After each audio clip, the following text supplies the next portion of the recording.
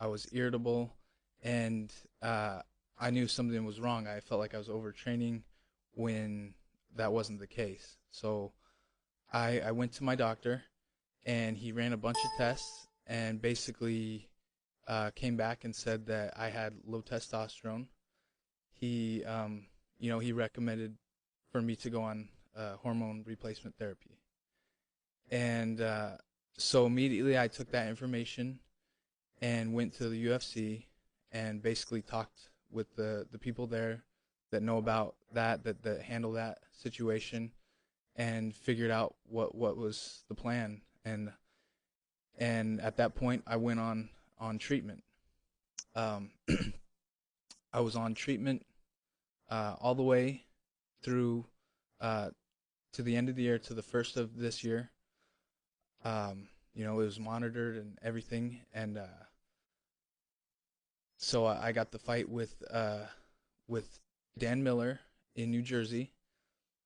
We applied for the therapeutic use exemption from New Jersey. They came back and said, we're gonna grant you we're gonna let you fight this fight, but basically we want to make sure that you need this treatment. Your doctor submitted some paperwork that seemed incomplete. So we want you to do these tests after the fight. We want you to go off treatment for 8 weeks.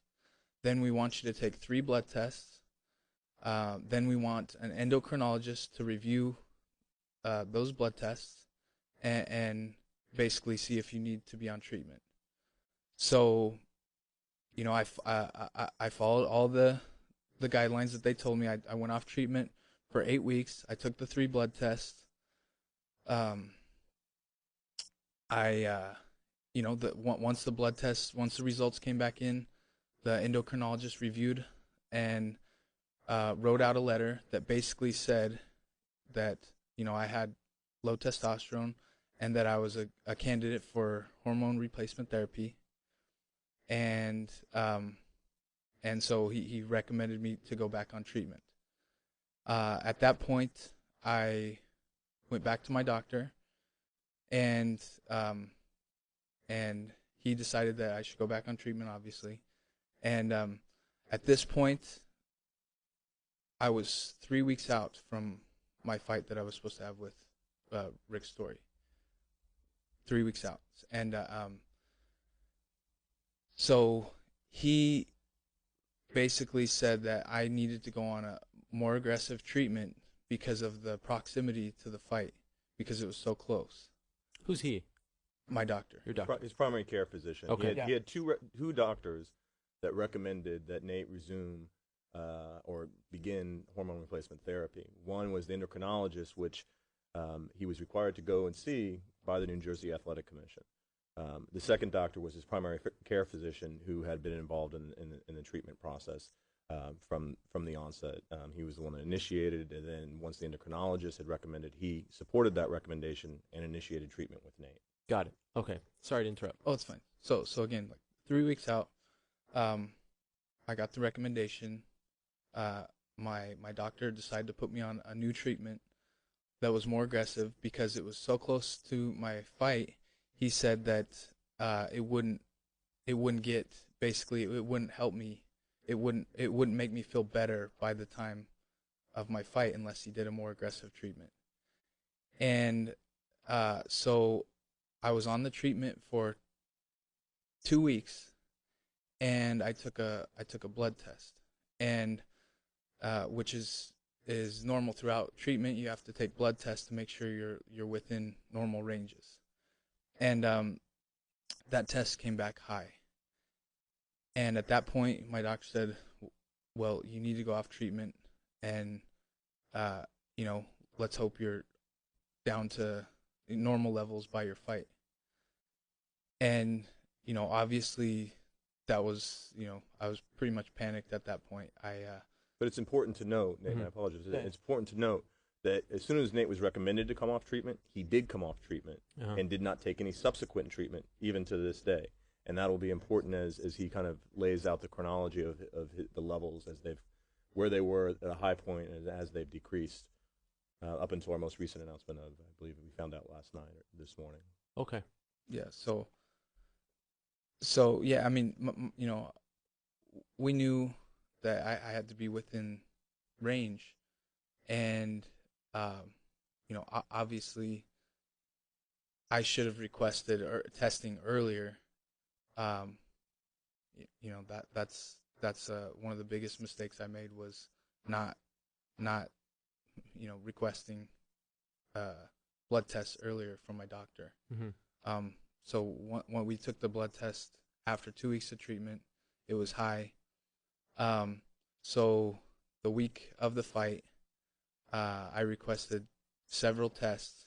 Each test showed that the levels were going down.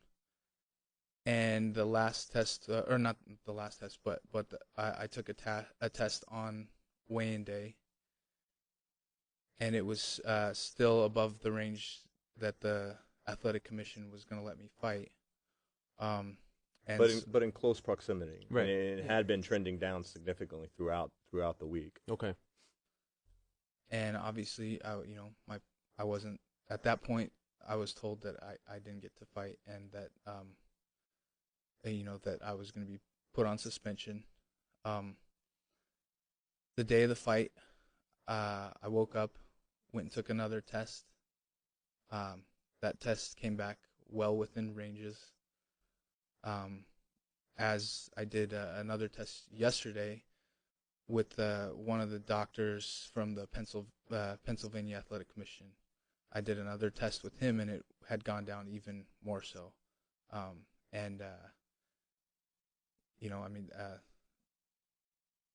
What's important to note is throughout this process, it's not like Nate did something and didn't communicate. Right. It's actually exactly the opposite. Throughout the process, Nate was aware of what his requirements were. He proactively communicated to the appropriate bodies what he was doing. Before he was asked for test data, where he was in terms of meeting the compliance with New Jersey Athletic Commission, we were providing that information to those bodies.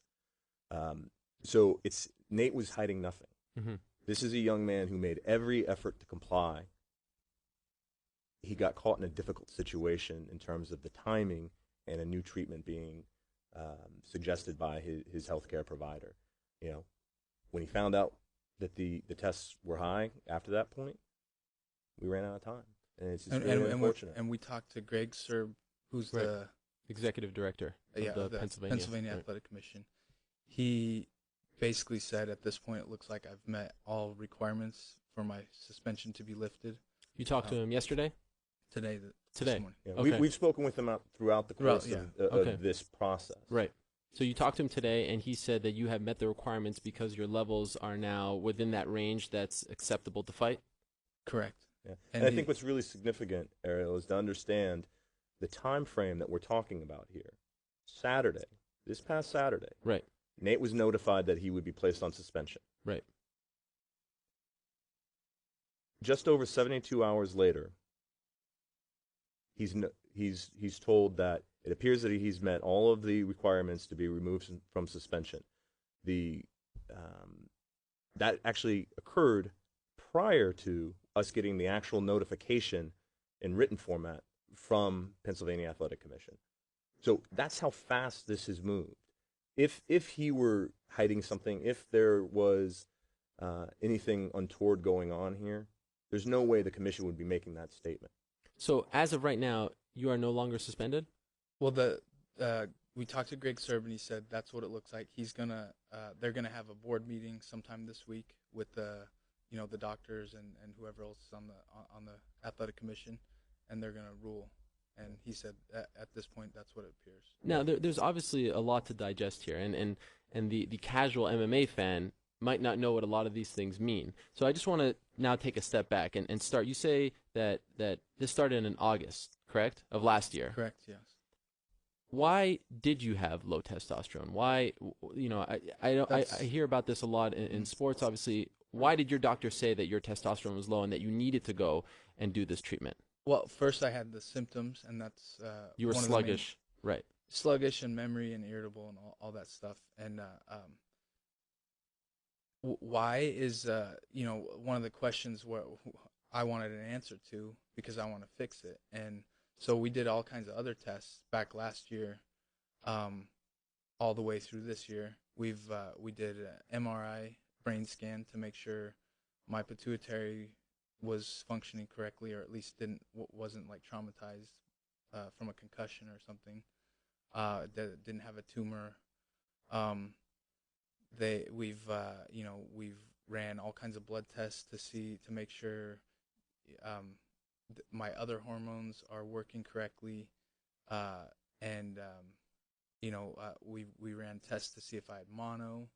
Um, the endocrinologist I saw told me it could be a mono-like virus that's causing this, that could run its course, and so that's why one of the reasons I need to go back to him a couple times a year and see if there's something that can that I can go off treatment, basically. So as of right now, you do not know exactly why. You don't know if it's because you are a fighter, and like you said, I know James Toney had a situation where they said his pituitary gland was messed up, and he Yeah. had to go on. But there have been fighters who have tested for high testosterone, and we don't really know why they do. Is this something that you did to yourself earlier in your life? What do you Is mean? this- you know, guys who have not been suspended, who have not been cleared Okay. because of their testosterone levels being too high.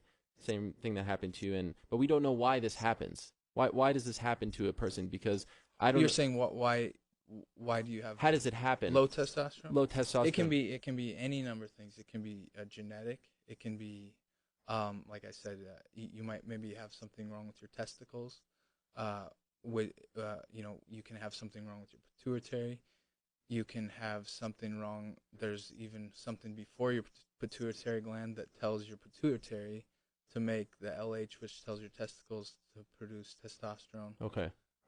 And You don't know exactly I don't why, know. though. You don't, I don't yeah, know. I know, and There's a ton And of Nate's not a reasons. doctor. Exactly, It's and not I- his responsibility to know why. It's Right. his responsibility to understand, hey, I'm not feeling right. Right. I need to go communicate that to my doctor, who is a trained healthcare provider, and trust them with suggesting the proper protocol. If that protocol is something that will have an impact on my profession as a professional fighter, I need to communicate that to those that are in power, responsible for knowing the commissions, the promotion. And Nate did that. I've There was never one communicated point. Right. to the UFC and the commissions the whole process. But like you said, it's not my job. I'm not a doctor, but at the same time, I have to take responsibility for, I was the one fighting. I'm the one holding together a card. I'm the one on the main event. My doctor wasn't fighting. I'm the one fighting, and I messed up. There's things I should have done that, that I had oversight or for whatever reason, Mhm. and I have to take responsibility for that. Absolutely. I mean, Go ahead. here's the thing. Nate acknowledges that while there was a medical situation, he was addressing that situation. He was communicating everything the way he should be. At the end of the day, as he just articulated, it's his responsibility to understand that he has a different level of responsibility to communicate to the promotion, to the commission, to take responsibility for his own actions and in healthcare. So he does have a doctor who's trained and supposed to be providing for him. But for instance, we've gone back and looked at this. Nate could have suggested to his doctor, hey, I've got a fight coming up. Let's not wait 2 weeks. We just resumed treatment. Please test me immediately. And I think that's part of where the problems occur. And and Nate and our camp take full responsibility for that. At no point, I mean, this is a good young man. He is one of the best fighters in the world, but he is also one of the best people. Universally, everybody in the fight game that has found out about it, they've contacted me, and there's not been one negative comment.